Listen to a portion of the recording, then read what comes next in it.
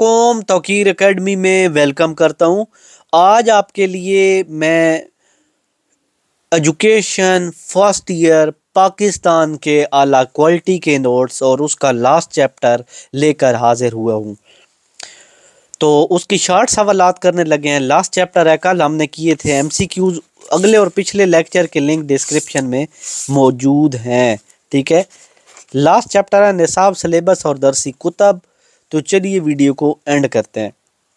Syllabus سے کیا مراد ہے، خاکہ نصاب سے کیا مراد ہے، یعنی سلیبس سے مراد یا خاکہ سلیبس ایک ہی بات ہے۔ سلیبس کسی مضمون کے عنوانات کی ایسی فہرست ہوتی ہے جسے خارجی امتحانات کے لیے تیار کیا جاتا ہے۔ اس میں ہر عنوان کے ساتھ نمبروں کی تقسیم بھی دی جاتی ہے۔ سلیبس کو عمومی نصاب کے مفہوم میں لیا جاتا ہے، ٹھیک ہو گیا۔ کورس سے کیا مراد ہے بھائی، کورس دراصل سلیبس میں درج ذیل عنوانات کی تفصیل ہوتی ہے، جس میں ثمر کا اظہار بھی ہوتا ہے کہ ایک عنوان کو کتنے ذیلی تصورات کی شمولیت کے ساتھ پڑھایا جائے گا۔ نمبر 3، کورس کے لغوی معنی کیا ہیں بھائی؟ کورس کے لغوی معنی راستہ کیا ہیں؟ درسی کتب سے کیا مراد ہے؟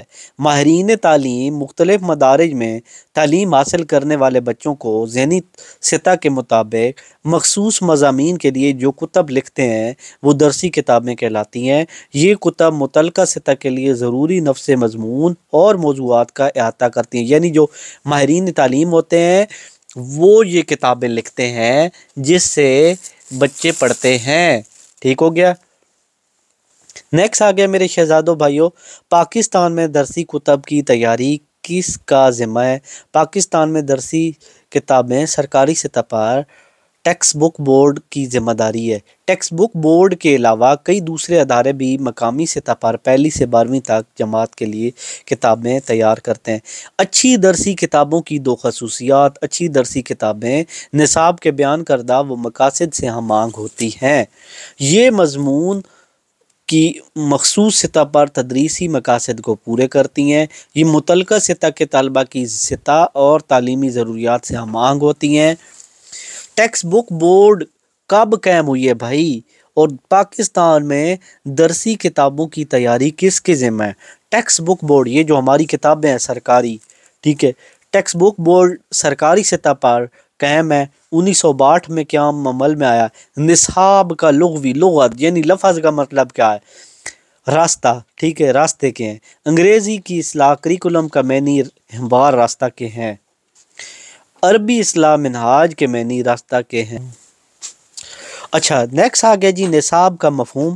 کریکولم میں نے بتا دیا ہے، منہاج یعنی کہ راستہ کے ہیں۔ نصاب کا کام طلبہ کو مقصد تک پہنچانا ہے، ٹھیک ہے۔ میڈ نے نصاب کو کن مفہوم میں بیان کیا ہے؟ ٹھیک ہے، نصاب سکول کی تمام سرگرمیوں کا احاطہ کرتا ہے، مثلاً کھیل کود، ہم جماعت کا کام اور وہ تمام سرگرمیاں جو سکول میں انجام دی جاتی ہیں۔ پال ہرسٹ نے نصاب کا مفہوم کن الفاظ میں بیان کیا ہے؟ پال ہرسٹ کے مطابق تعلیمی سرگرمیوں کی ایسی تنظیم ہے جس کے ذریعے طالبہ تعلیمی مقاصد حاصل کرنے کے قابل ہوتے ہیں، ٹھیک ہے۔ تو نصاب کے عناصر اربع اجزاء تحریر کریں۔ نصاب کی ساخت، مقاصد نصاب، نصاب کے مقصد۔ پھر آ گیا جی مواد نصاب، یعنی جو نصاب میں مواد ہوتا ہے وہ کیا ہے؟ طریقہ تدریس، نصاب جائزہ، نصاب جائزے کے لیے کون سے 2 طریقے اختیار کیے جاتے ہیں؟ رسمی طریقے، غیر رسمی طریقے۔ نصاب جائزے کے رسمی طریقے سے کیا مراد ہے؟ رسمی طریقہ میں طالبہ کی کارکردگی کا جائزہ لینے کے لیے مختلف طریقوں سے امتحان لیا جاتا ہے جو زبانی، تحریری، عملی طریقوں کا ہو سکتا ہے۔ نصابی جائزے کے غیر رسمی طریقے سے کیا مراد ہے؟ غیر رسمی طریقہ ہوتا ہے کہ بھائی ایسے ہی بندے کا اندازہ لگا لیا جاتا ہے، ٹھیک ہے، تجربات مشاہدے کے ذریعے طالبہ کی عملی زندگی کا جائزہ لیا جاتا ہے۔ مشاہدات سے طالبہ کے کردار کے بارے میں بھی کچھ اخذ کیا، یعنی بچہ دیکھو بھائی اگر وہ بچوں کے ساتھ ضد کرتا ہے تو اس کا مطلب ہے وہ کو پریشانی ہے، یعنی اس کو تو یعنی کہ یہ ایک طریقہ ہے کہ بچے کو جانچ پڑتال کی جاتی ہے۔ نیکسٹ آگے میرے شہزادوں، نصاب جائزے کے غیر رسمی طریقے سے کیا مراد ہے؟ غیر رسمی طریقہ میں مختلف سرگرمیوں، تجربات اور مشاہدات کے ذریعے طالبہ کی عملی کارکردگی کا جائزہ لیا جاتا ہے۔ مشاہدات سے طالبہ کے کردار کے بارے میں بھی معلومات ملتی ہیں۔ امتحان کے مختلف طریقے کون کون سے ہیں بھائی؟ تحریری امتحان، ایسے سامنے بٹھا کے بھائی پیپر، امتحان زبانی امتحان، عملی امتحان، عملی ہوتا ہے پریکٹیکل، ٹھیک ہے، زبانی سامنے کھڑے کر کے سننا۔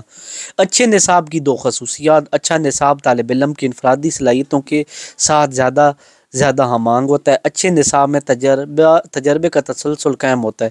اچھا نصاب تمام طالبہ تعلیمی مقاصد کے حصول میں معاون ہوتا ہے۔